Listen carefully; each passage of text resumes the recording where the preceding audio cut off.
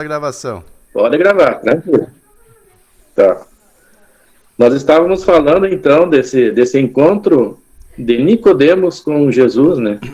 E esse texto aqui ele vai discriminar para nós todo aquele acontecimento, todo aquele aprendizado que o Nicodemos recebeu e por que ele foi buscar Jesus, o que ele viu em Jesus, o que ele percebeu em Jesus. Então é um encontro muito importante. Porque assim como Nicodemos, muitas pessoas podem estar na mesma condição dele, né? E precisa ir até Jesus para poder haver esse despertar para o desenvolvimento dessas luzes internas, né? Luzes interiores. Como todo mundo já se localizou na página aí, eu gostaria de pedir para o Paulo Borges iniciar a leitura para nós, Paulo Borges. Vamos lá, uma boa tarde a todos. Vamos lá no item 2, interpretação do texto evangélico. Havia entre os fariseus um homem chamado Nicodemos, um príncipe dos judeus. Nicodemos pertencia à casta dos fariseus, ordem religiosa e política, caracterizada pela intolerância, pelo apego às leis mosaicas e pelas manifestações de culto externo.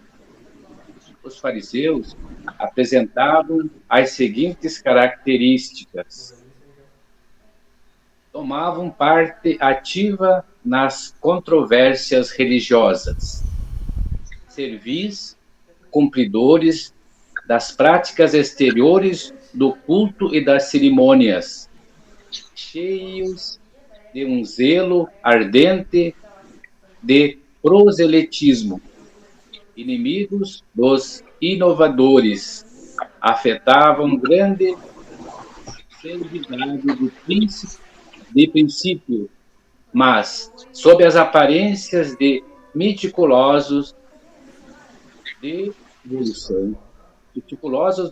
evolução, ocultavam costumes dissolutos, muito orgulhoso e, acima de tudo, excessiva ânsia de dominação. Tinham a religião mais como meio de chegar a seus fins do que como objeto de fé sincera. Da virtude nada possuíam, além da exterioridade e da ostentação. Entretanto, por uma e outra exerciam grande influência sobre o povo. Olhos passavam por santas criaturas. Daí, muito poderosos em Jerusalém. Vamos fazer uma análise, então, desse trecho aí que o Paulo Borges leu, que vem trazer essas características desse grupo de religiosos, sacerdotes.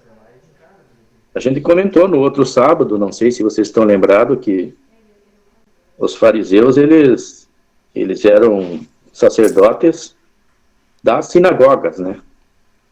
Não eram sacerdotes do templo. Quando havia alguma reunião geral, daí eles participavam também no templo.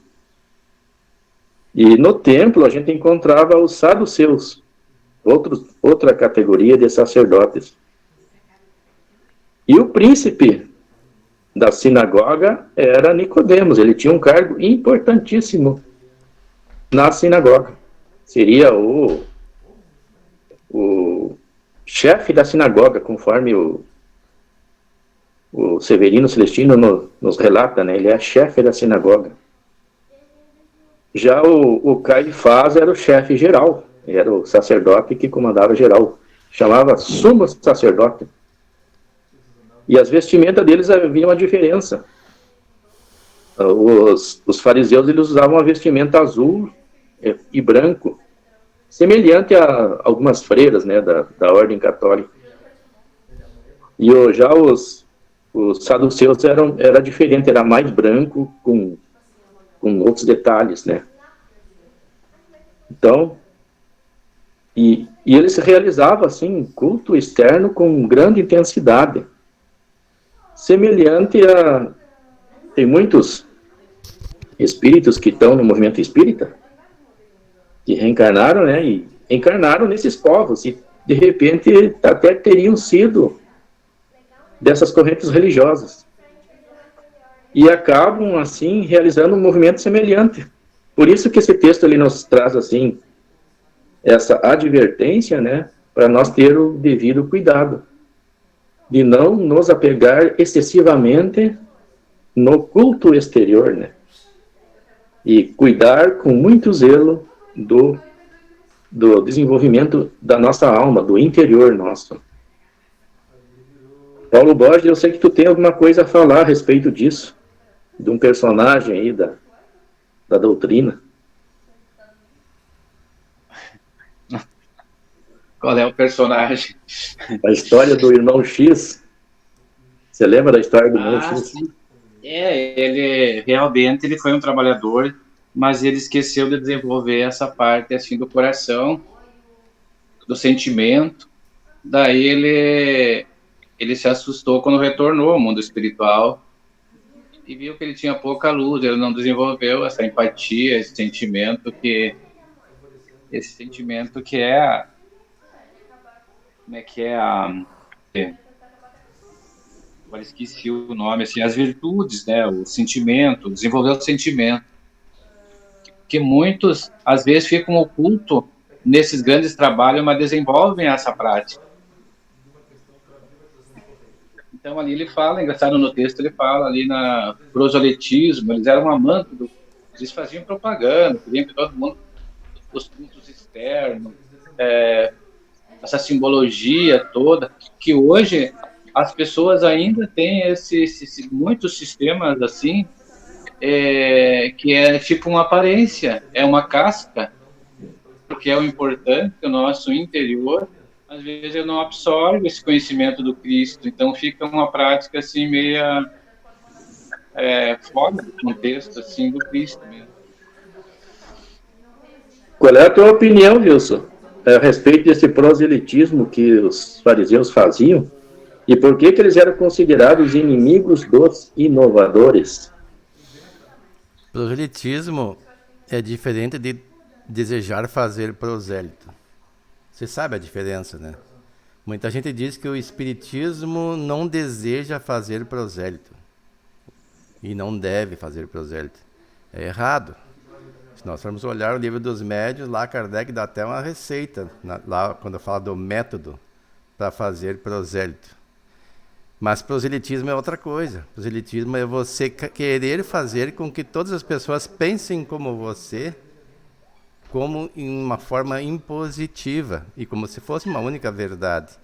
E esses fariseus aqui, ó, pelo que está escrito e pelo que registra a história, eram desse grupo de pessoas. E nós vemos muitos ainda hoje procurando fazer isso. Então essas pessoas entendem que a sua religião é a única que está com a verdade e que todas as outras estão erradas. E qualquer pessoa que pensar diferente deve ser condenada ou menosprezada. Aqui no caso diz que eles eram inimigos... Onde é que está aqui? Inimigos dos inovadores. Imagine Jesus no meio desse povo, com ideias novas. Quem assistiu aquela série Maria Madalena tem uma ideia. As mulheres não podiam nem sentar à mesa com o marido, embora eles usassem a mesinha baixinha, né, sentassem ao chão, mas as mulheres só serviam para servir a comida. E Jesus veio trazer uma ideia diferente, que as mulheres podiam sentar à mesa, podiam inclusive falar, as mulheres não podiam externar seu pensamento, suas ideias, tinham que submeter o homem. Tudo isso embasado nas leis mosaicas, porque Moisés estabelecia lá que a mulher... Tem um celular aí tocando. tem uma parte nos 10 mandamentos que inclusive equipara a mulher a objetos, a animais, né? Não desejar a mulher próxima, nem o seu jumento, nem o seu servo, nem sua serva. Então nivelaram tudo por baixo. E aí Jesus veio no meio desse, com ideias novas. Com certeza esse grupo de pessoas não ia gostar disso. Então, e aqui, esse parágrafo que está em destaque, aqui, destacado à direita, né? Porque ele é uma cópia fiel dessa citação número 1. Eu não vi do que se trata aqui. Mas que diz que ele era inimigo dos inovadores, ou seja, pessoas como Jesus, que vêm trazer coisas novas, que eles não conheciam e que se chocavam com o modo como eles pensavam e agiam. Afetavam grande severidade de princípios, ou seja, a pessoa dissimula, ela é um hipócrita. Ela diz que segue um princípio, mas na verdade aquilo é só superfície. Mas aqui diz, mas sob as aparências de meticulosa devoção, ocultavam costumes dissolutos, muito orgulho e, acima de tudo, excessiva ânsia de dominação. Há pouco nós começamos a assistir um filme aqui chamado O Diabo de Cada Dia.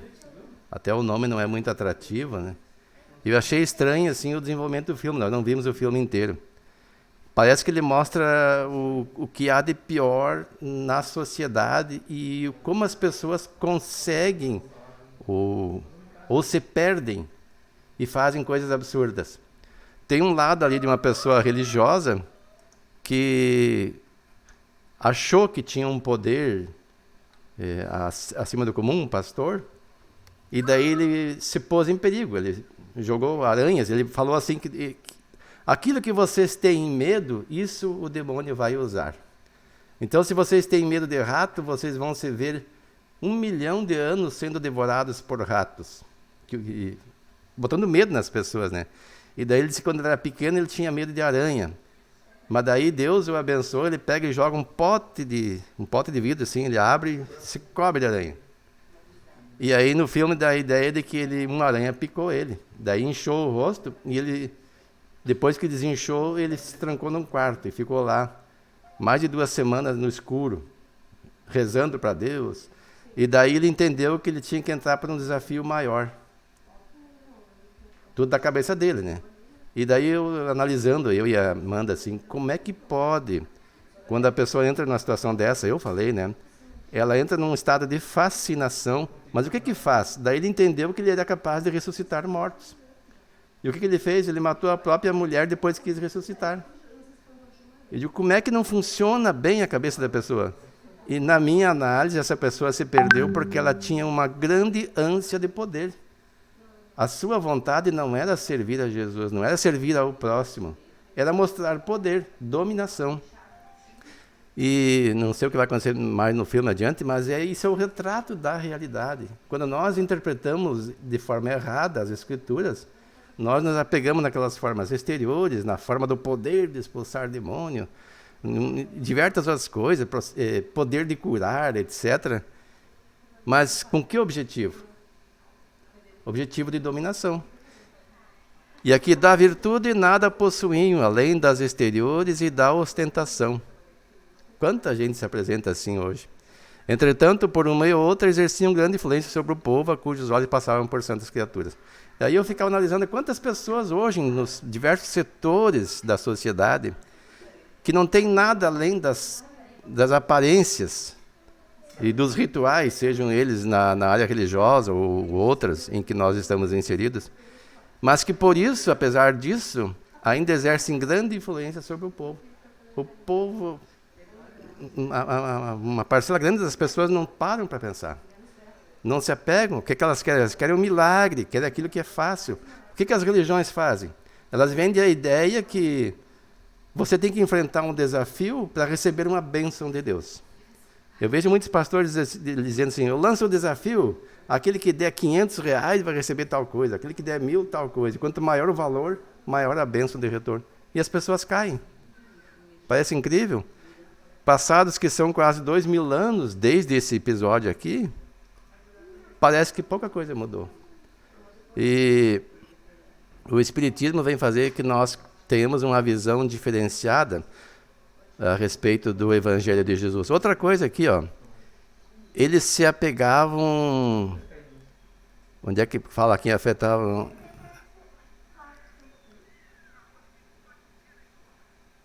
Tomavam parte ativa nas controvérsias religiosas. O Espiritismo, para começar, não foca nas controvérsias religiosas. Kardec teve esse cuidado. Ele pegou aquilo que é indiscutível. Por mais que eu ache que a minha religião é a única certa, eu não vou poder negar que a caridade, o perdão, a existência de Deus, essas questões são primordiais. Não tem como negar. Então o Espiritismo focou nisso aí. E esses fariseus gostavam de entrar numa disputa religiosa. E eu estava dizendo a respeito do que o Espiritismo deve fazer. Eu vi uma palestra, até compartilhei com o pessoal, não sei se alguém assistiu. Na verdade, é um seminário que o Haroldo participou. E daí ele disse que ele estava num culto ecumênico e uma pessoa da plateia lá levantou a mão. Como é que o Espiritismo, me explica como é que o Espiritismo progrediu tanto no Brasil e não é aceito nas civilizações adiantadas, civilizadas, ele colocou assim, os países civilizados, como na Europa. Daí ele disse que respirou fundo e pensou, e respondeu que esses chamados países civilizados são aqueles que promovem a guerra e a dominação. Eles estão lá, aparentemente, assim, são os países civilizados, claro. São desenvolvidos, têm tecnologia, têm conforto, mas como é que eles têm esse conforto? Através da dominação. Eles controlam o comércio, controlam a produção de armas e submetem os povos menos adiantados, entre aspas, nessa área, à sua vontade. Estabelecem regras que os outros têm que seguir e aí se destacam, materialmente falando. Mas, ao mesmo tempo, ele falou que o Espiritismo está, aos poucos, mudando essa realidade. Já está bastante adiantado nos Estados Unidos, tem no Canadá, tem na Europa toda. Então, essa realidade de uma melhor interpretação do Evangelho de Jesus está chegando para todo mundo. Ainda bem. Muito bem, então. Então ficou bem esclarecido quem são esses fariseus, né? E qual a importância que eles têm para o texto bíblico, que eles foram citados várias vezes nos evangelhos de Jesus. Várias vezes eles desafiaram Jesus, né? Porque eles eram inimigos dos inovadores, e Jesus era o maior inovador da história, né? É o maior inovador da história. Quem seriam esses fariseus hoje em relação ao Espiritismo? Seriam, eles apresentam uma característica, sim, sem querer criticar, né, do meio protestante, mais radical, né, e mais conservador e radical. Eles apresentam uma característica parecida. Eu acredito que o catolicismo é bem mais aberto, né, às inovações.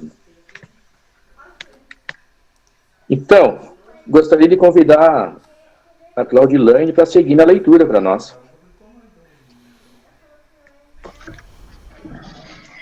Encontramos ainda hoje pessoas que, à semelhança dos fariseus, têm conhecimento das coisas espirituais, mas as mantêm ocultas sob o símbolo das práticas exteriores ou se deixam conduzir pelos meandros da política religiosa. A expressão "um homem imprime no ensino" uma característica universal, representativa do ser humano imperfeito. Este, em processo de evolução, transita por diferentes ambientes ao longo das reencarnações.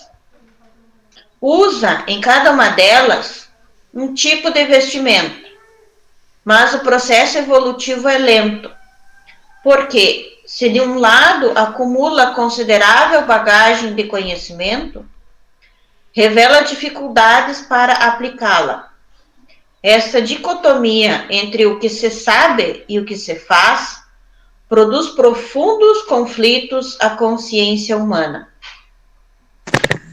Vamos fazer uma análise, então, desse trecho aqui que a Claudilane acabou de ler. E realmente, se a gente for observar, Nicodemos tinha um vasto conhecimento, né, da Torá e dos livros lá que constitui a Bíblia judaica, chamada Tanakh, e inclusive de outras obras, né, do Talmud e outras obras que já naquele tempo já existia. Mas ele se viu assim sensibilizado por aquele homem que ele observou, inclusive mandou espionar Jesus, né? Mandou os seguidores dele espionar Jesus.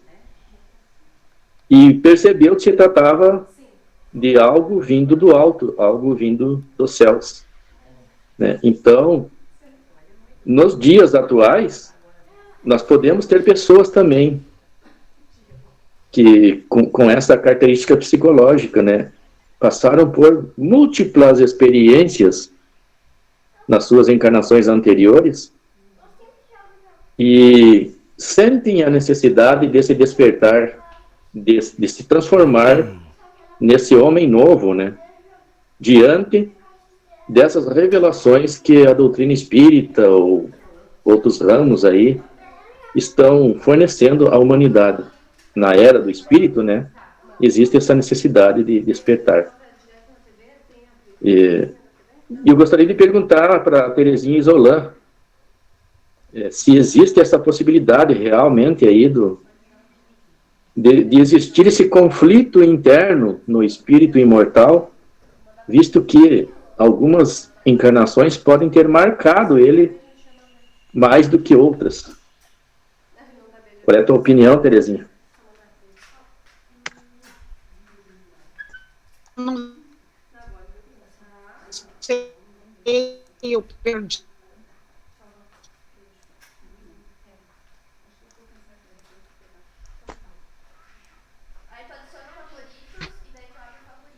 Ele está tentando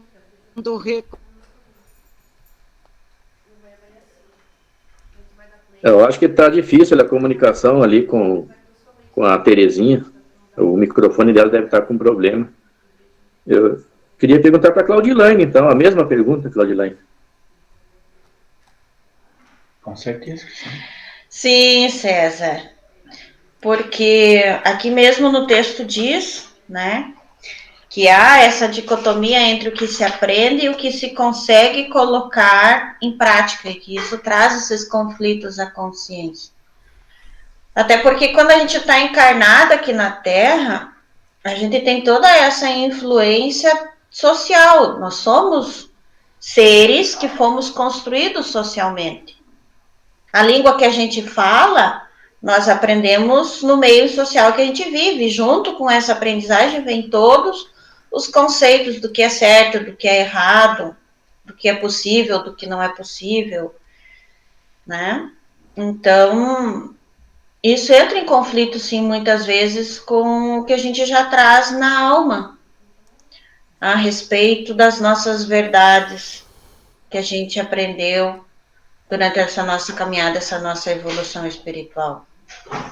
E a gente também traz os nossos defeitos. Nós ainda temos muito desse homem velho que traz dessas outras vivências também essa vontade de dominar os outros povos, os outros seres, quem está ao nosso lado, né? E a gente vai utilizando esses artifícios que estão à nossa volta, nesse sentido de dominação, seja ela uma dominação consciente ou inconsciente, né? Mas muitas vezes a gente tenta impor a nossa opinião, provar que a gente está certo, que o que a gente pensa que é verdade,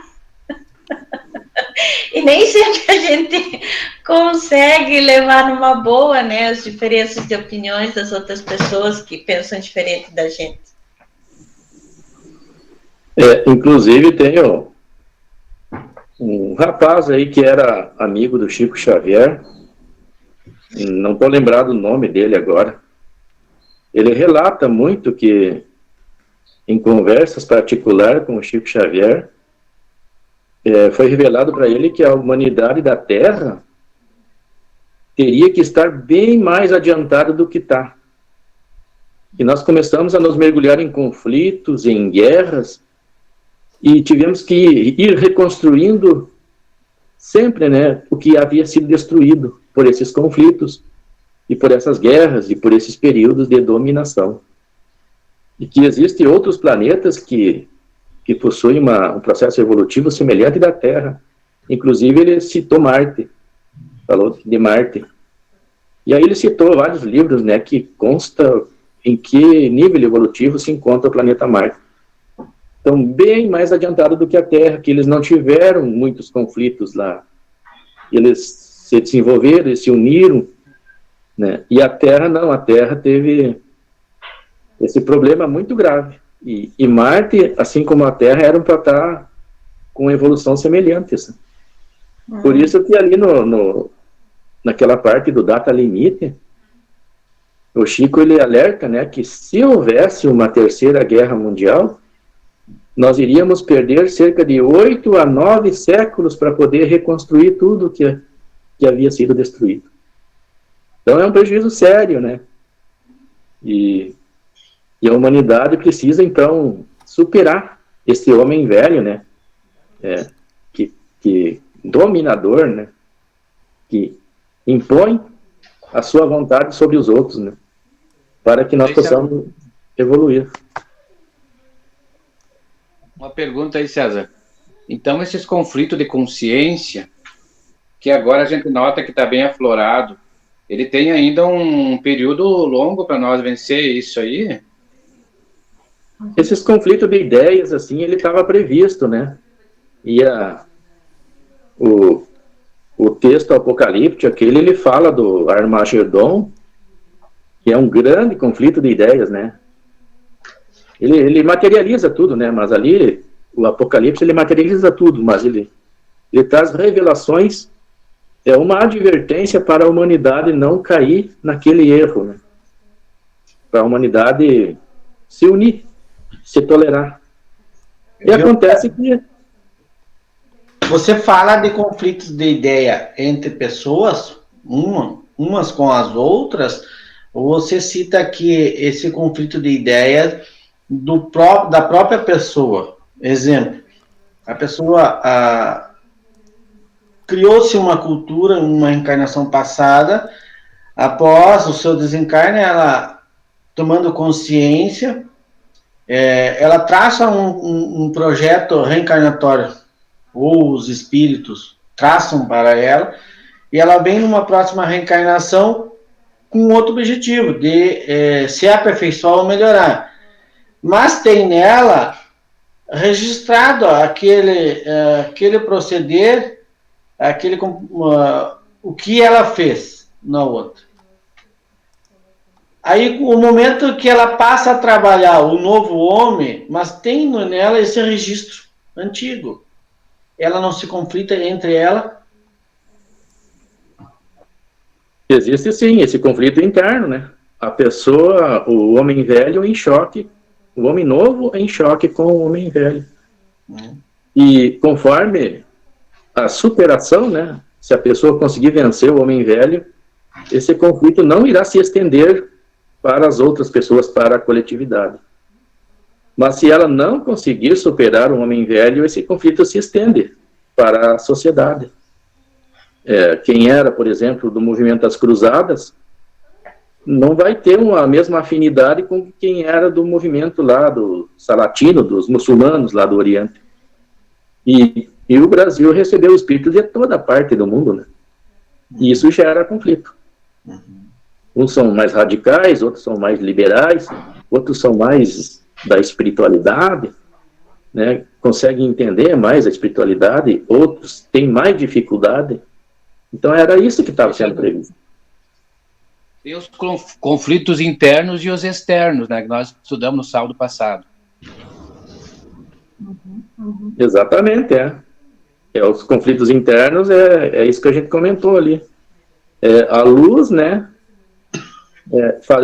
executando aquele bom combate, né, interno, transformando as imperfeições em virtudes.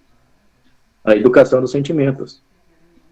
E os conflitos externos que se desencadeiam devido a essa vertente interna, a pessoa que possui muitas imperfeições morais acaba entrando em conflito com outras, né?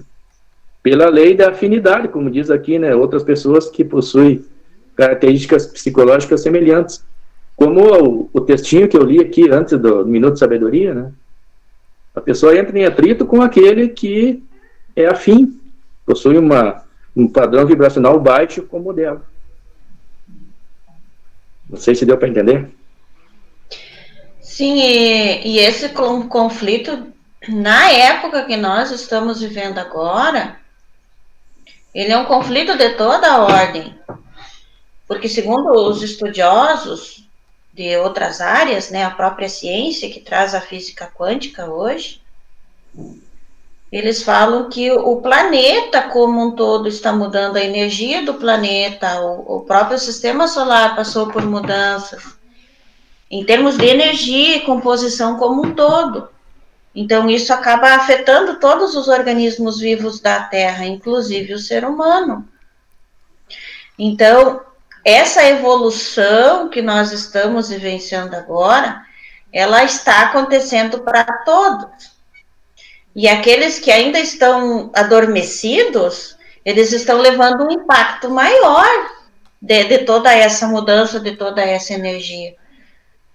Tá? Então, está sendo meio que empurrado a coisa para muitos, né? Vai aos trambolhão, como a gente fala no português. E isso causa muita dor. Eu gostaria de ouvir a opinião da Terezinha Isolan. Conseguiu pegar o que nós temos aqui comentando, Terezinha? Consegui. Deu um panezinho que no meu book, não sei o que houve. Você Sim, estamos ouvindo. Estamos ouvindo.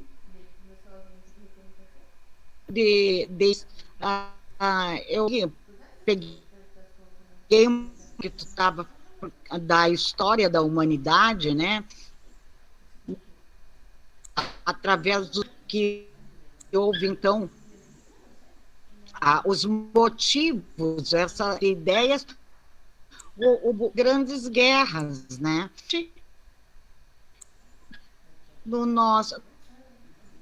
Na nossa sociedade, tivemos um grande conflito que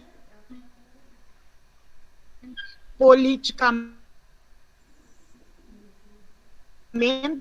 precisamente também evoluir muito, né?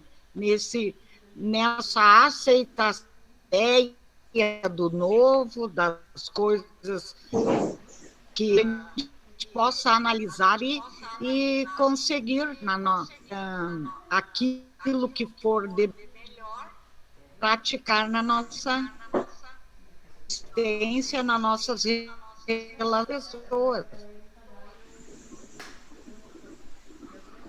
Então tá bom, Terezinha. Realmente, isso que a Terezinha falou está de acordo com o nosso entendimento aqui. E esse homem, o Nicodemos, estava em conflito. E ele estava buscando essa vertente nova de ideias que Jesus estava trazendo ao mundo para que houvesse essa libertação. Claudilane, faz favor, segue na leitura para nós, hein? A Claudilane se afastou um pouquinho, tá, César? Eu posso continuar. Em todo homem repousa a partícula da divindade do Criador, com qual pode a criatura terrestre participar dos poderes sagrados da criação. O espírito encarnado ainda não perdeu devidamente o conjunto de possibilidades divinas guardadas em suas mãos. Dom sagrado tantas vezes convertidos em elementos de ruína e destruição.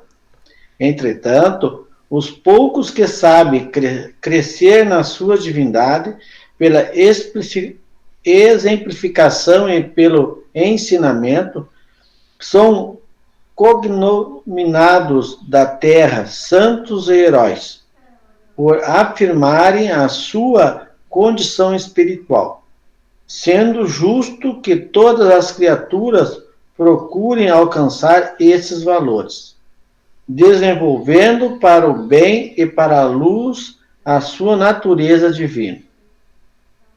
Aqui tem uma nota daí. Vamos fazer uma análise, então, desse trechinho aí. Gostaria de pedir para o Wilson. O que tu entendeu, Wilson, desse trechinho aí? Bom, Jesus disse, citando um salmo, para defender-se daqueles que o acusavam de heresia, pois ele dizia que era filho de Deus: não está escrito na vossa lei, sois deuses? Em outro momento ele diz: tudo que faço podeis fazer e muito mais. Nós não entendemos o que é Deus. O Livro dos Espíritos, na questão número 1, nos dá uma ideia pálida, que para nós, devido à nossa capacidade de percepção, a capacidade cognitiva, é suficiente. Mas quem quiser ir além pode se perder. O próprio Livro dos Espíritos diz isso, que não devemos procurar ir muito além, que vamos nos perder, que é necessário nós nos conhecermos a nós mesmos primeiro. Mas o fato é que nós temos uma partícula do Criador. Nós formos olhar lá em Gênesis, no começo, está escrito assim: façamos o homem a nossa imagem e semelhança. Quem disse isso?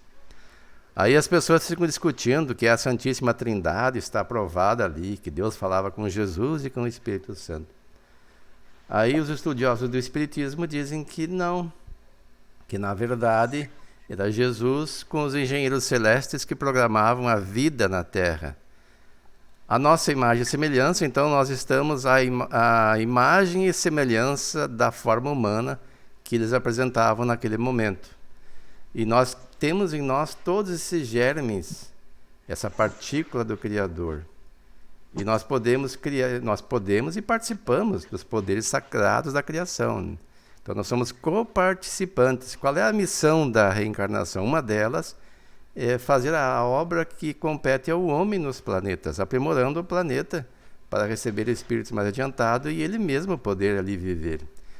E aí diz assim no texto seguinte aqui: o espírito encarnado ainda não ponderou devidamente o conjunto de possibilidades divinas guardadas em suas mãos. Dons sagrados, tantas vezes convertidos em elementos de ruína e destruição. Nós temos esse poder.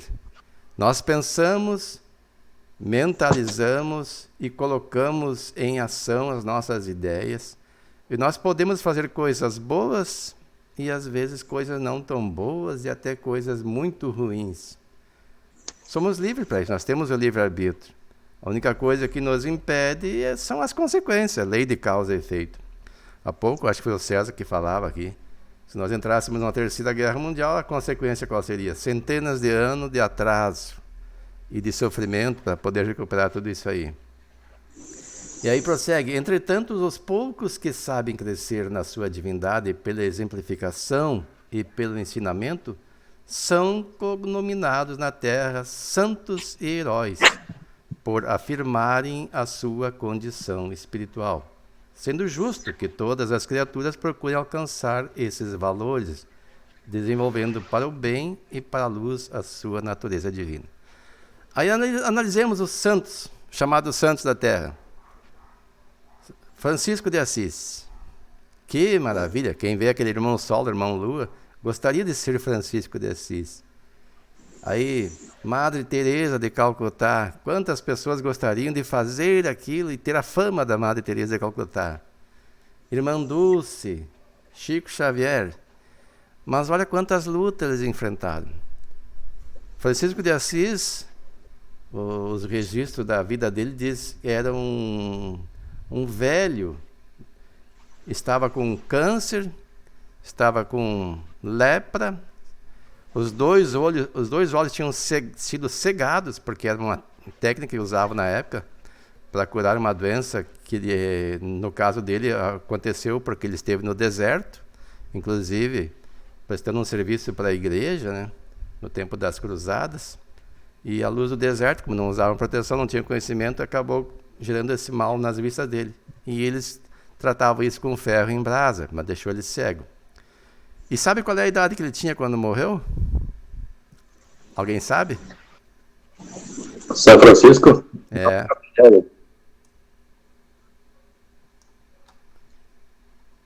Pai Francisco, um velhinho, quantos anos? Ah, o pai Francisco, sim. São Francisco, né? O São Francisco. Quando ele estava no fim da vida ali, que ele chamava o irmão jumento para o próprio corpo. Ele estava com 44 anos. Quando eu vi isso, eu me admirei. Eu estou com 61, vou fazer 62 no ano que vem. E aí, esses espíritos nós temos como santos e os referenciamos. E muitas vezes queremos ser igual a eles. E nós somos capazes. Nós podemos chegar lá. Se Jesus disse que nós podemos fazer tudo o que ele fez e muito mais, ele não estava dizendo em verdade. Porque a ninguém é dado assim, por um dom divino, a capacidade de fazer certas coisas, um poder, como esse que eu disse, que muita gente corre atrás, que é poder de dominação. Mas não é assim que se conseguem essas virtudes. É com trabalho, é com luta e quase sempre com sofrimento. Não se conhece nenhum santo na história da Terra que tenha atingido essa condição sem passar por lutas tremendas. E nós olhamos assim, Santo Agostinho. Santo Agostinho era um pagão. Ele era filho de Mônica, que também foi considerada santa, Santa Mônica. Ela orava por ele e o sonho dela era vê-lo casado com uma mulher cristã. E para não contrariar a mãe, ele gostava muito da mãe, ele mantinha um relacionamento com uma outra mulher pagã, com quem teve um filho, mas não casava com ela. Até o dia que, cansado da vida que ele levava, ele viu que estava em equívoco e mudou, literalmente assim, fez uma mudança de vida de 180 graus. E aí se tornou cristão e logo em seguida bispo. E ele reverenciou a vida inteira a mãe dele. E depois, convertido, casou-se com uma mulher cristã. Mas ele viveu uma vida de conflito íntimo. Então, vários espíritos tiveram que passar por esse processo e conseguir a sua ascensão. E eles conseguiram crescer na sua divindade. Francisco de Assis, a gente conhece a história dele. Ele foi o João Evangelista, já era um espírito evoluído, né? Mas não tinha consciência disso. Mas a bagagem dele estava lá armazenada. E ele, quando viu os desafios da vida, a sociedade em que ele estava inserido, toda aquela bagagem de conhecimento, aquele amor que ele aprendeu com Jesus aflorou. E ainda assim ele tinha coisa para conquistar. O seu sonho, ele dizia, era tornar-se inofendível. Ou seja, quem não se ofende com o que quer que seja, mesmo com agressões físicas. E muitos de nós, às vezes, não toleramos nenhuma agressão verbal. Mas nós somos capazes. E esses exemplos é que nós devemos seguir.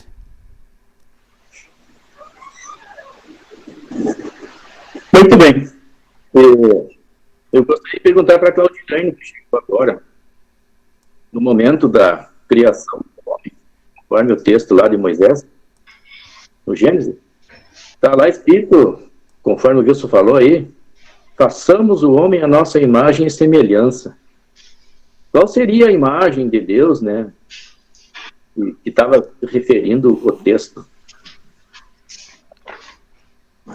A nossa essência divina.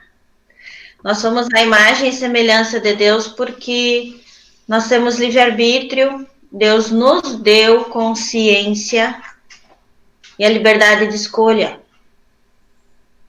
Seres livres. E nos permitiu o caminho da evolução. Então, Deus não impõe nada. Então, Ele também nos deu essa liberdade de escolher e de criar. Nós somos criadores também. Então, Deus é essa inteligência divina que criou o universo, criou tudo o que existe, criou as leis que regem tudo dentro de uma organização perfeita. E ele nos deu essa centelha divina e essa partícula da divindade que nos possibilita pensar e criar um mundo melhor, uma vida melhor, uma sociedade melhor, desde que a gente assim queira, mesmo com os nossos conflitos internos. Então, nós temos dentro de nós todas as possibilidades de ser melhor. Essa herança divina, então, ela não é física, né? Não. Não, até porque, se a gente for analisar as obras básicas que falam, né, da existência de vida em outros mundos, cada mundo tem uma humanidade de acordo com esse mundo. Então, esse corpo físico que a gente tem aqui na Terra é nosso, é terráqueo. Se a gente tiver um dia a oportunidade de conversar com algum irmão de outro planeta, eles terão outro corpo, outra composição física. Porque o planeta em que eles vivem tem outras composições orgânicas também. Então, o texto ele se referiu a uma semelhança psíquica e espiritual, né? Com o divino. Muito mais espiritual, né? O nosso psíquico aqui está muito comprometido ainda pelo materialismo e as nossas ideias. Sim, psíquico no sentido que nós teremos que desenvolver ainda, né? A nossa potencialidade psíquica. Né? Mas há essa promessa de angelitude. A gente tem em nós essa capacidade, né, de alcançarmos o modelo de Cristo. Hein, César? Com certeza. Sim. Lá no Gênesis, no original, não está escrito Elohim? Sim, está. Sim, e o pessoal traduzem como Deus, né? Deus disse, Elohim disse. E o que tem a dizer sobre o Elohim? Elohim é deuses no plural. Toda parte da criação é mais de uma entidade que participa da criação. Não é um único. E até quando chega no 6º dia lá, que aparece a criação do homem, daí aparece Elohim e Yahvé, né? Quem é o Yahvé, né? É outro personagem bíblico que os judeus entendem que é o nome de Deus, né? Não seria o Cristo planetário? Junto com os Elohims para a criação do homem, né? Isso tudo está sendo desvendado agora. A doutrina espírita que vem trazer novas luzes a respeito disso, com o estudo, né, do texto original, né, na língua hebraica. Porque nem os rabinos não conseguem explicar por que deuses, por que Elohim, né? Eles ficam fazendo volta ali, né, e não conseguem explicar isso. Se eles são monoteístas, né, estão ensinando o monoteísmo. O Severino fala sobre isso, o Haroldo fala sobre isso. São pessoas que vão a fundo para entender. Eles são estudiosos, né, a respeito disso.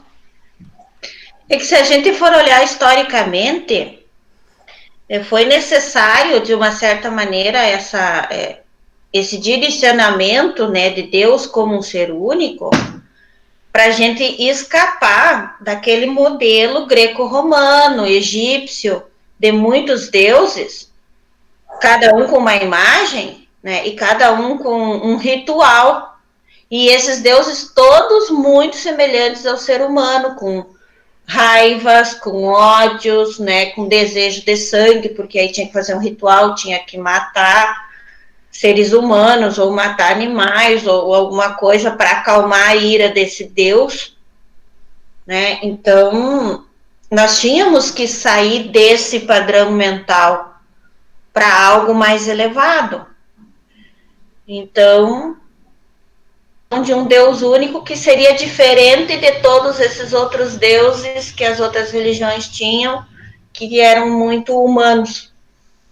E mesmo assim a gente acabou caindo nessa ideia do Deus humano, né? Que é aquele Deus de barba branca sentado lá na nuvem, julgando cada um aqui na Terra.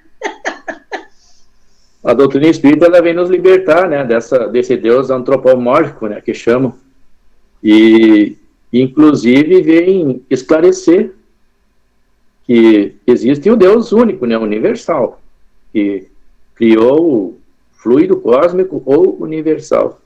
Desse fluido cósmico universal é que os espíritos siderais, engenheiros siderais e espíritos crísticos realizam esse processo de cocriação.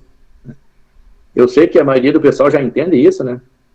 Mas nós temos ali a dona Antoninha e a dona Terezinha que deve estar confusa com esse nosso comentário aí. Não sei se tu está entendendo aí, Terezinha.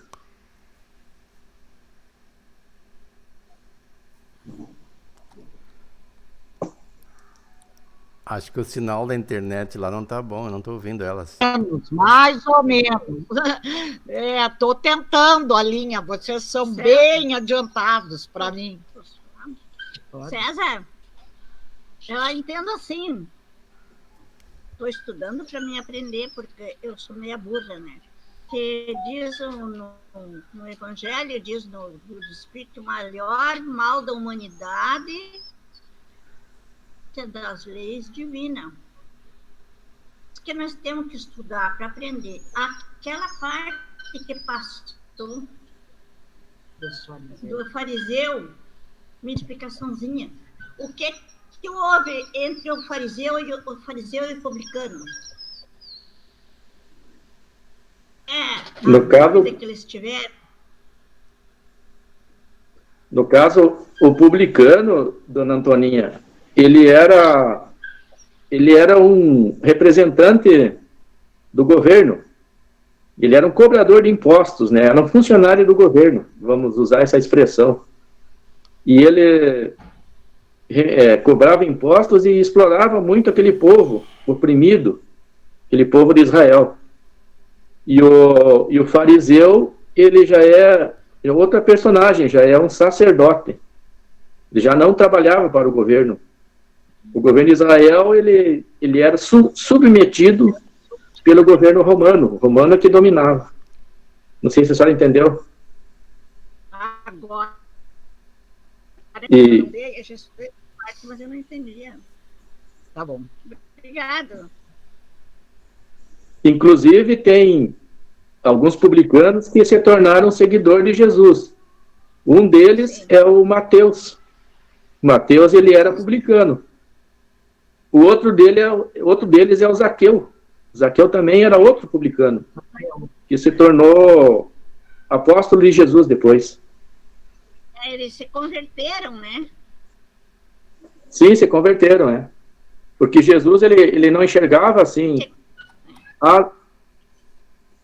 Jesus não enxergava as imperfeições morais das pessoas, ele enxergava só as virtudes e fazia com que as virtudes se ampliassem e se desenvolvessem. Ele focava nisso. César, por isso que...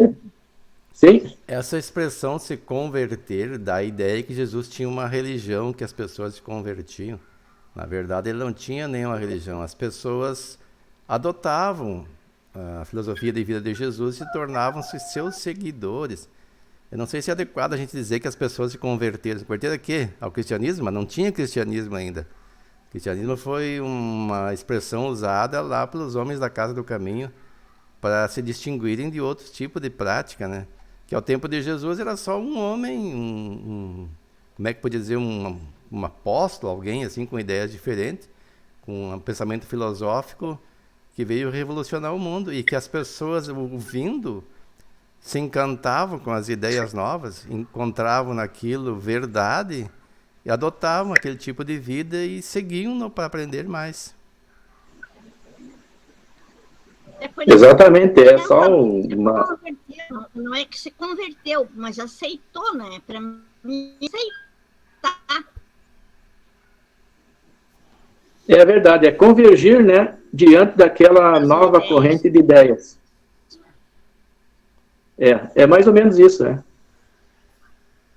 Paulo Borges, segue na leitura, faz favor, para nós. Vamos lá. Importa considerar, a despeito de ser Nicodemos chamado príncipe dos judeus, em razão de ser alguém bem situado no campo social, politicamente influente e membro do Sinédrio. Percebia que algo profundo e verdadeiro lhe faltava. Vemos nesse personagem do Evangelho uma pessoa que, por reencarnatórias, estava preso às tradições religiosas vigentes, mas que procurara superar as barreiras das convenções e procura o Mestre, ainda que tarde da noite. Nicodemos era, pois, um homem bom e, por esse motivo, desejava imensamente encontrar-se com Jesus para conversar com o Mestre sobre assuntos religiosos, porque tivera notícias das pregações do Nazareno e das curas que ele fazia. Continuar? Vamos fazer então uma análise. Fazer uma análise dessa partezinha aí, que o Paulo acabou de ler. E aquele detalhezinho ali, Paulo Borges, o que você entendeu? Por que está entre aspas, tarde da noite? Qual o significado? Para mim tem dois significados. Um porque era assim escondido para ninguém ver, e outro porque ele estava assim tarde da noite, quer dizer, ele estava muito tempo assim, como é que eu vou dizer, preso, digamos assim, sem a claridade da luz de Jesus. Então ele estava meio que no escuro espiritualmente. E também pode significar tarde da noite, porque ele queria se esconder, não queria que ninguém percebesse que ele estava se encontrando com Cristo.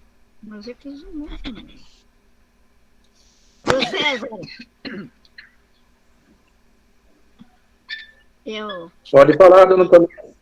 não, sabe por que eu estava observando, escutando para me aprender, né?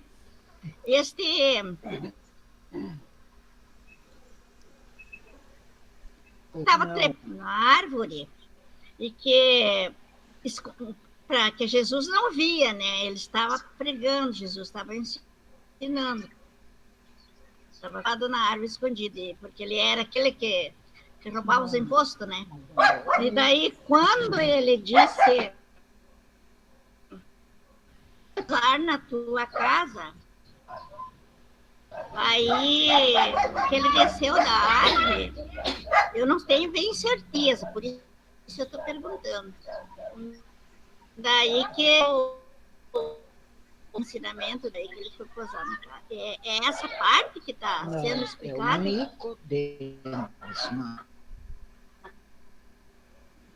Com certeza, dona Antoninha. É esse Zaqueu mesmo, que estava em cima da árvore e Jesus percebeu que ele tomou aquela posição para poder ver, sentir e perceber Jesus. E Jesus disse para ele: hoje entrarei na sua casa. O nome de Jesus é Yeshua. Yeshua, que tem o significado de salvação. Então, Jesus disse assim: eu, Yeshua, entrarei na sua casa. Ele estava dizendo a salvação entrará na sua casa. E dali para frente o Zaqueu mudou muito. O Zaqueu mudou muito ali para frente. Até se tornou um apóstolo de Jesus mais tarde, com o nome de Matias. O personagem Matias é o mesmo do Zaqueu, que havia mudado de nome.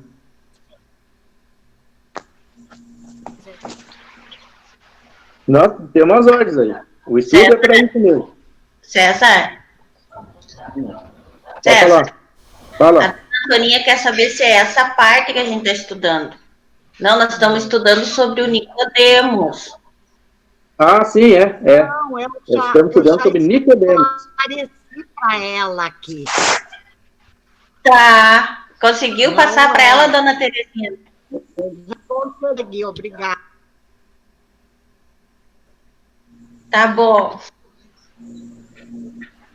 Pode seguir então, Paulo, faz favor, com a leitura.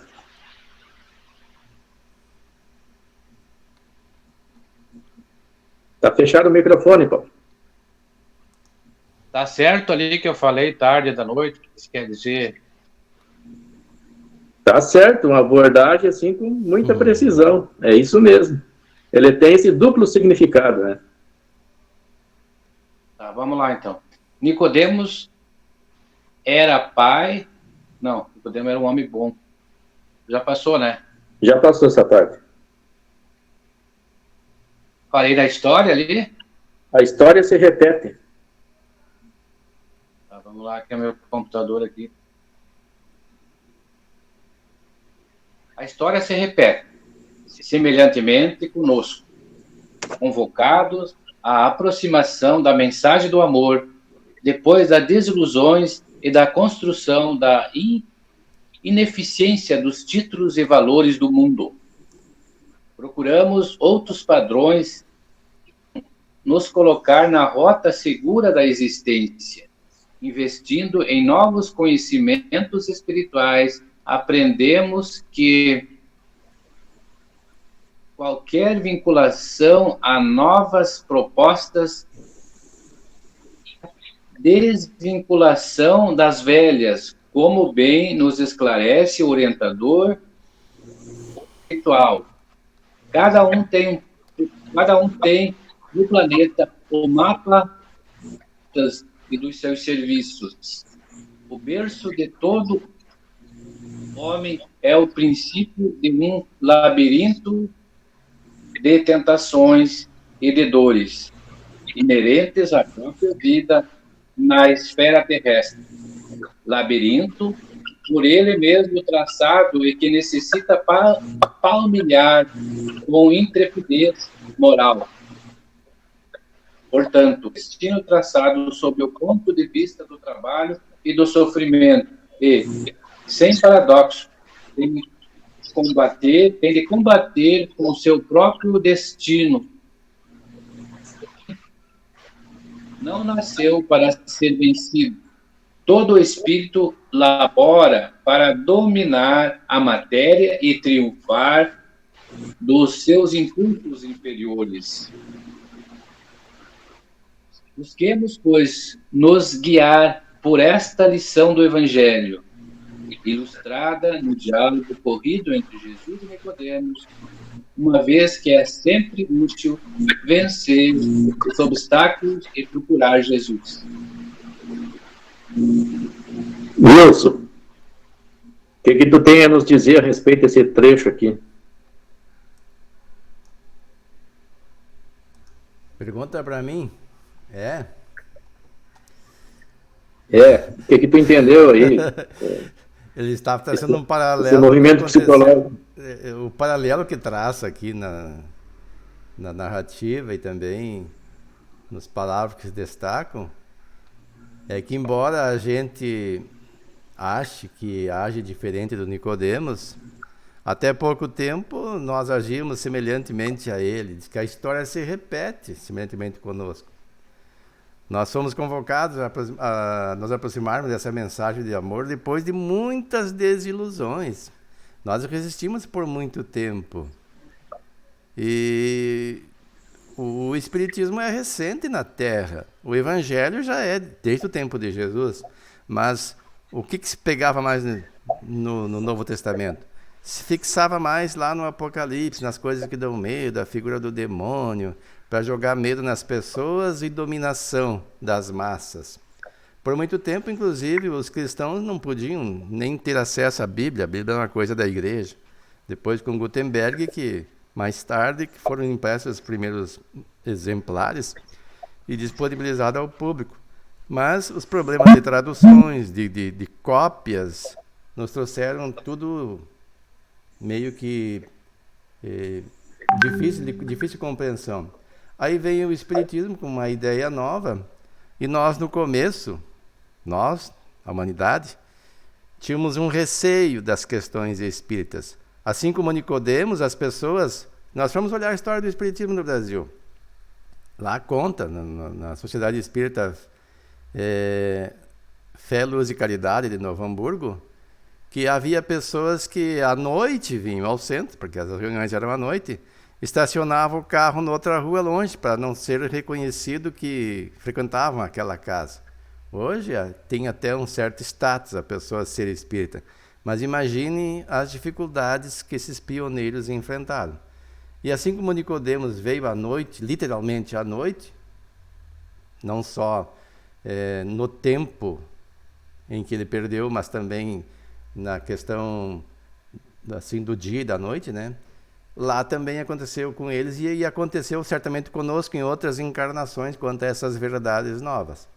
Nessa última, muitos de nós já tiveram acesso mais facilmente a essa doutrina. Então nós temos mais facilidade de aceitação. Então não tem nada que espante, né? Aqui diz assim, cada um tem no planeta o mapa das suas lutas e dos seus serviços. O berço de todo homem é o princípio de um labirinto de tentações e de dores inerentes à própria vida na esfera terrestre. Labirinto por ele mesmo traçado e que necessita palmilhar com intrepidez moral. Nós vamos olhar a história, como está escrito ali, do Nicodemos. Ele teve várias encarnações anteriores em que ele nasceu por injunção da realidade da época dentro do meio religioso que tinha. Então ele estava impregnado daquelas ideias mosaicas deturpadas, porque a ideia de Moisés na origem não era assim. Mas como tudo ao tempo vai sendo deturpado, a ideia do próprio Moisés foi deturpada. Ele abominava os bezerros de ouro, tanto que ele quebrou as tábuas das leis quando voltou do Monte Sinai em uma ocasião, porque se revoltou com o povo que criaram um bezerro de ouro para adorar. Mas com o tempo a coisa foi mudando. E ele, nesse meio, tinha um atavismo religioso, aquelas ideias preconceituosas, tinha dificuldade de mudar. E ao mesmo tempo sofria a tentação do poder, porque quem não gosta de ter poder? Quem não gosta de dominar as massas? E nós temos vários meios de dominar as massas. Não é só com armas, só com poder bélico. A própria palavra domina, as ideias dominam. Quando eu consigo impor uma ideia e as pessoas aceitam, eu domino. Eu tenho as pessoas subjugadas pelo meu modo de pensar. E aí vem Jesus trazer uma ideia nova, falar em que a pessoa precisa nascer de novo para atingir o reino dos céus, mas o reino dos céus não é um lugar definido, é um estado de consciência. E aí ele se depara com essa nova realidade, mas diz o texto que era um homem bom, apenas tinha essa dificuldade em razão dos atavismos, e que muitos de nós temos. Então, a realidade dele naquele momento é o que acontece conosco hoje. Nós estamos no movimento espírita, mas temos que tomar um cuidado com os atavismos que nós trazemos inseridos em nós, porque nós já transitamos já há muito tempo por religiões antes da cristã pagãs, porque todos os livros falam, principalmente os espíritas, que está implícito no inconsciente da humanidade a existência de Deus. Só que muitas vezes a gente não tem aquela compreensão que Deus é único, que é Pai, que ama todos os seus filhos e que não julga um diferente do outro e não concede benesses para ninguém em detrimento de outro. Nós estávamos vinculados às religiões pagãs, depois a esse cristianismo deturpado. Agora, quando ele vem esclarecido, nós temos que tomar o cuidado para não enxertar as nossas ideias sincréticas, ou seja, misturar o cristianismo, o espiritismo puro, que é o cristianismo puro, com essas ideias deturpadas. E não deixar que chegue para nós essa tarde da noite espiritual. Então, quem ainda for novo, que aproveite o tempo, não fique aguardando, né? Como alguns de nós que já estamos mais passados. Eu tive a felicidade de ter o conhecimento da doutrina espírita com 23 anos que comecei a estudar. Já faz 39 anos, quase, que eu estou estudando. E desde que eu li o Livro dos Espíritos, eu já revelei isso muitas vezes, foi o livro que me aclarou, porque ali tinha todas as minhas dúvidas esclarecidas conforme uma razão que para mim serviu. Então, por isso é uma fé raciocinada. E ainda bem que eu não tive que esperar a minha decrepitude física para ter esse despertar. mas quem sabe quantas encarnações eu já passei. Porque para mim foi tão fácil aprender e entender o que está escrito nas obras básicas, que é um sinal que eu já tinha alguns passos dados no entendimento, se não no Espiritismo, pelo menos no estudo do Evangelho, na própria Bíblia. E esse Nicodemos trazia isso. Trazia toda essa bagagem de conhecimento, só faltava esse despertar, esse contato com a realidade que Jesus proporcionou a ele.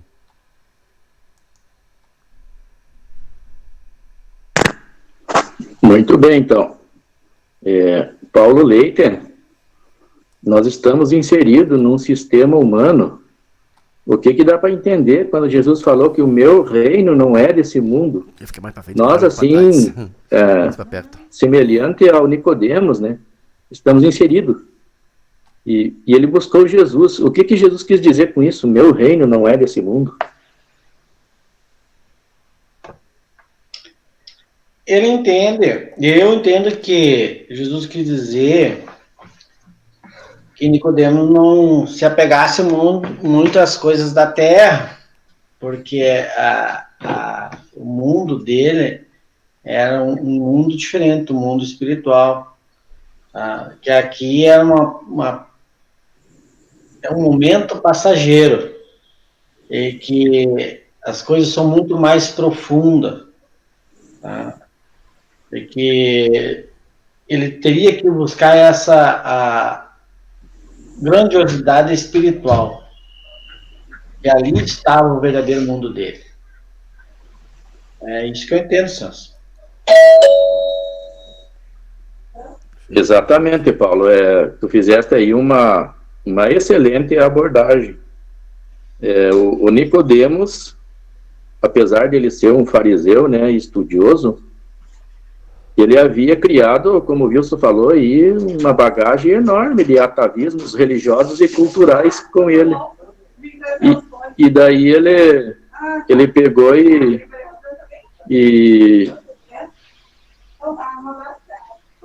chegou uma pessoa aqui agora. Daí ele pegou e sentiu a necessidade, né, de buscar Jesus, porque Jesus estava oferecendo essa nova ordem de conhecimentos, de ensinamentos, né? A boa nova. E nós também. Quando o texto se refere assim, né, à tarde da noite, nós podemos ver no Evangelho segundo o Espiritismo a expressão trabalhadores de última hora, né? Então, já se passou o dia e já se passou a noite, e estamos no final da noite. Então, nós também podemos nos considerar, tentando, né, ir até Jesus nesse período de tempo, né?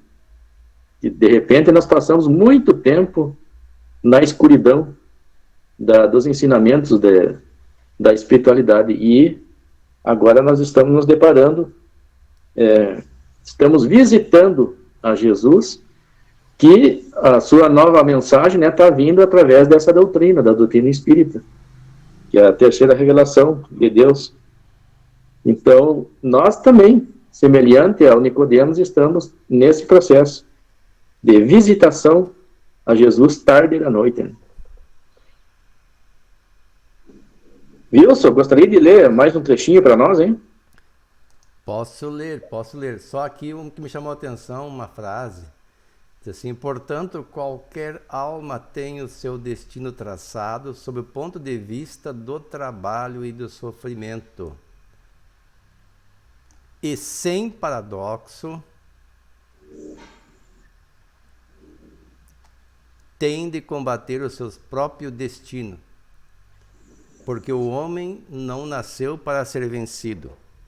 Todo espírito labora para dominar a matéria e triunfar dos seus impulsos inferiores.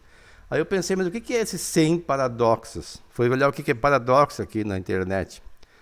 É um pensamento, uma proposição ou argumento que contraria os princípios básicos e gerais que costumam orientar o pensamento humano, ou desafiam a opinião consabida, a crença ordinária e compartilhada pela maioria.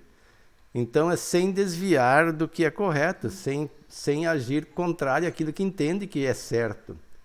É isso que quer dizer sem paradoxo. Isso foi só para fazermos aqui uma análise da expressão, porque no começo eu não entendi.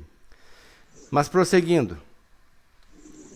Este foi ter de noite com Jesus e lhe disse: Rabi, bem sabemos que és mestre vindo de Deus, porque ninguém pode fazer esses sinais que tu fazes se não for com ele. João, capítulo 3, versículo 2. Preso aos interesses do mundo e encoberto pelo manto das sombras oferecido pelas convenções sociais, Nicodemos apoia-se na esperança e vai até Jesus. O mestre o acolhe sob o influxo de sua luz e sabedoria espirituais, a fim de esclarecê-lo.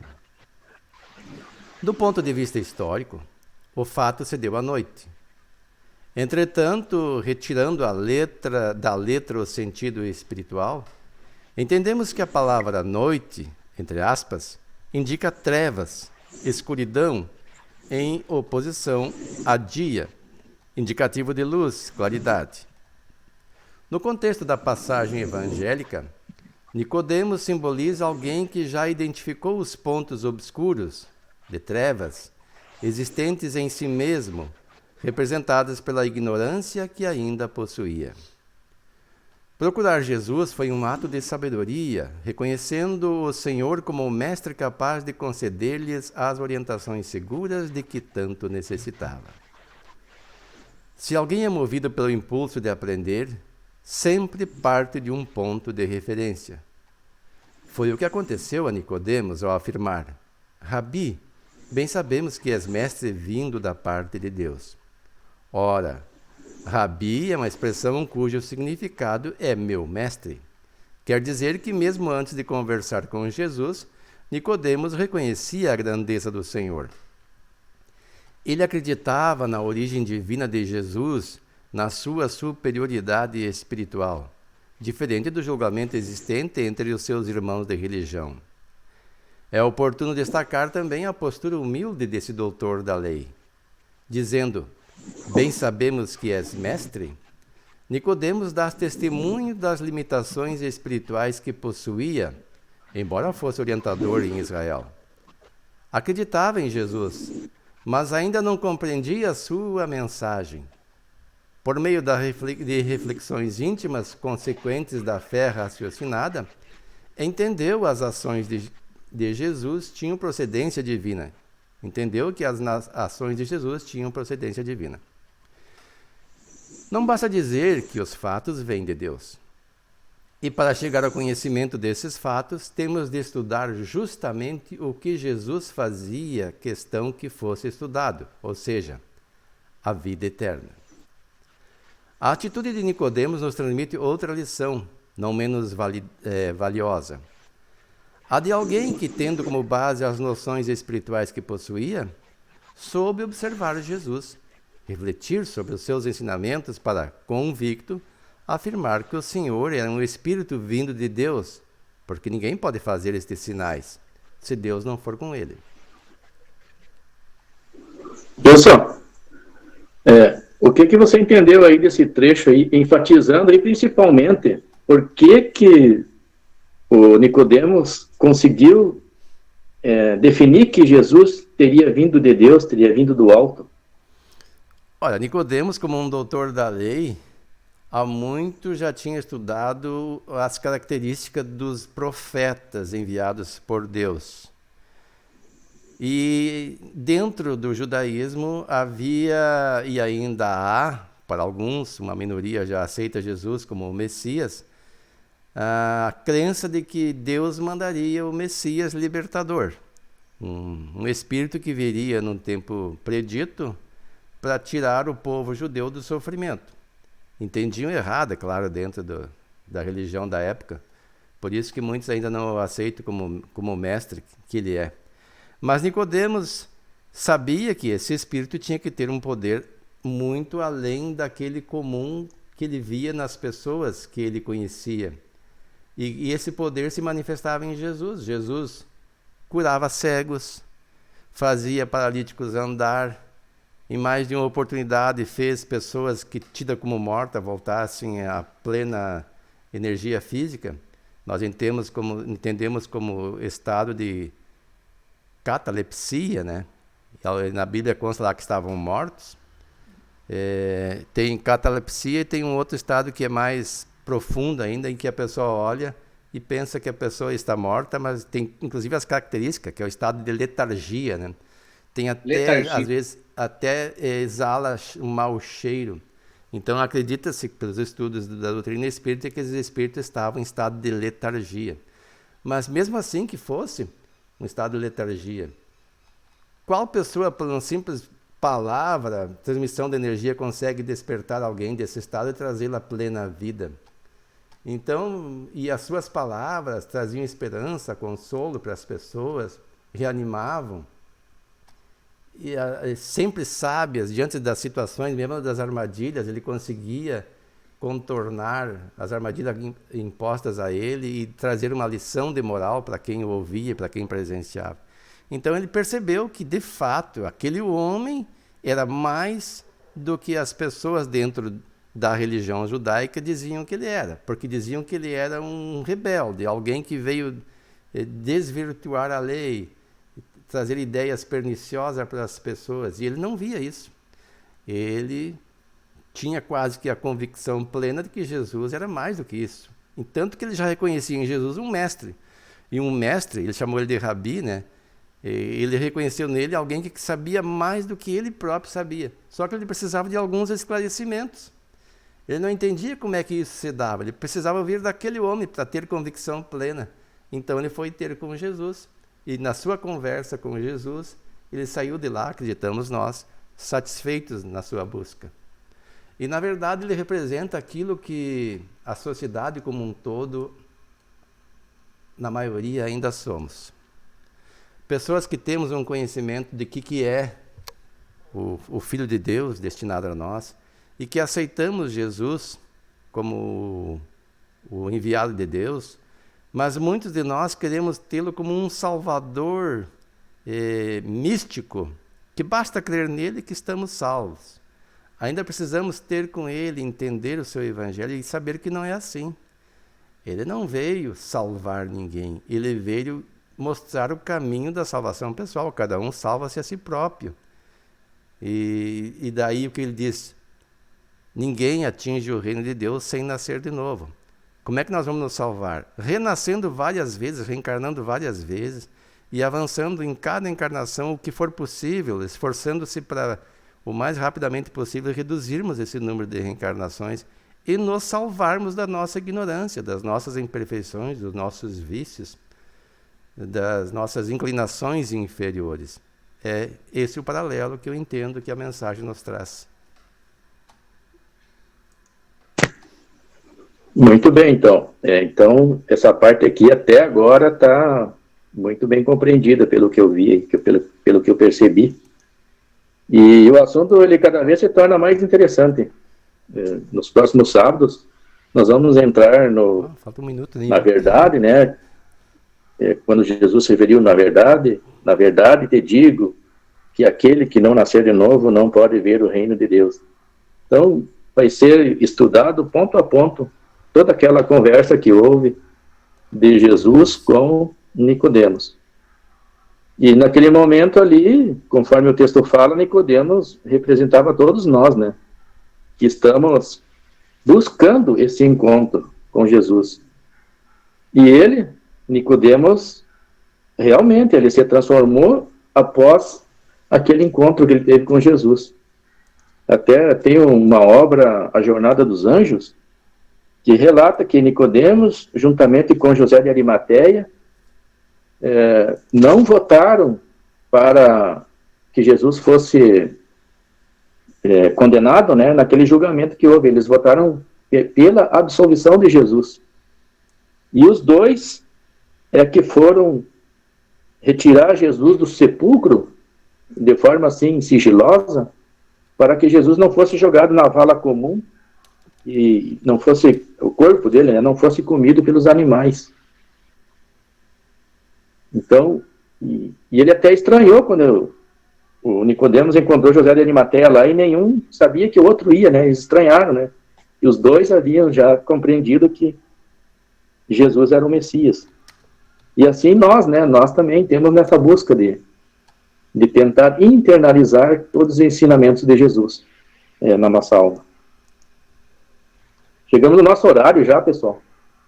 E eu gostaria de agradecer a participação de todos, inclusive da Irene aí, que chegou aí, Está gravando aí. participou, estava atenta aí. Aberto. E convidar que no próximo sábado o pessoal continue firme. Continuemos firmes nesse período aí, que isso aí ainda vai trazer muitos benefícios para nós, esse período aí de aprendizado. Ela não participou antes, que E nós queria tínhamos pedir visita. pra- Viu? Você deve ter visto que nós tínhamos visita aqui, daí ela não podia participar agora, recém que ela se liberou. Sim, eu vi umas pessoas cruzarem. Claudilane, por gentileza, faz a festa de encerramento para nós.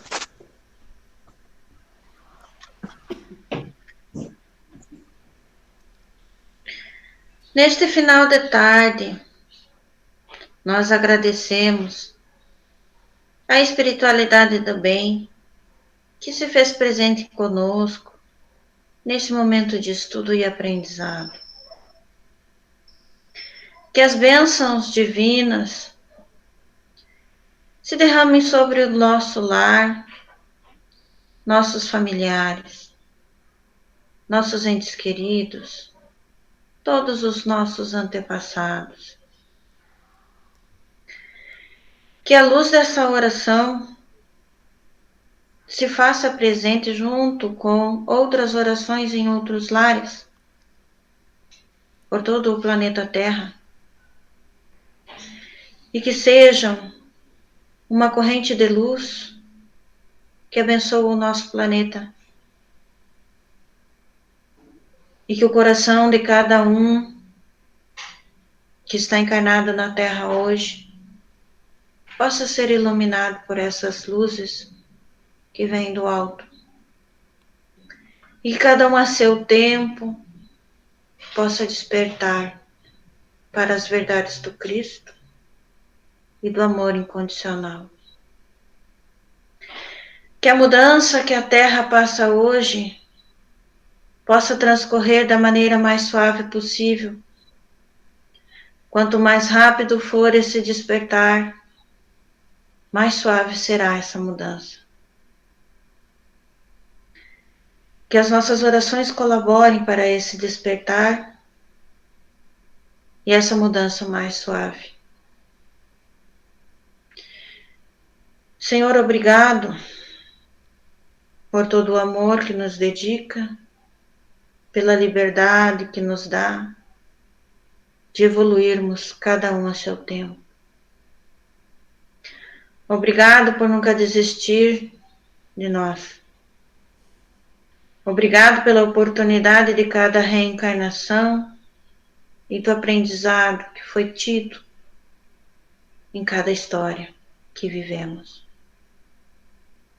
Obrigado especialmente pela encarnação de agora e por todas as oportunidades de aprendizado que temos nesse mundo moderno, cheio de facilidades.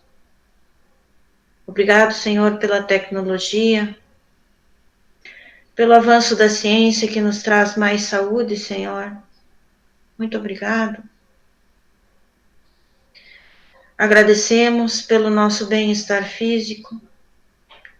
Agradecemos pela oportunidade do crescimento espiritual. Agradecemos pela vida.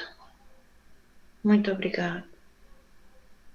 Que tenhamos todos um ótimo fim de semana e que as bênçãos de Deus estejam presentes em nossos lares, em nossas famílias, na nossa vizinhança, no nosso bairro, na nossa cidade, no nosso estado, no nosso país. Que assim seja. Que assim seja, então. Um abração para todos, até o próximo sábado. Tchau, tchau. Tchau, pessoal. Tchau. Alguém vai participar do encontro regional de amanhã? Sim, estamos juntos. Nós estamos com ideia. Nós temos um aniversário para ir, mas lá tem. Esse encontro regional a gente vai participar ou vai só assistir? É só assistir, Wilson. Pode escrever as perguntas ali no. Legal. Então, para quem vai participar, até amanhã, então. Até mais.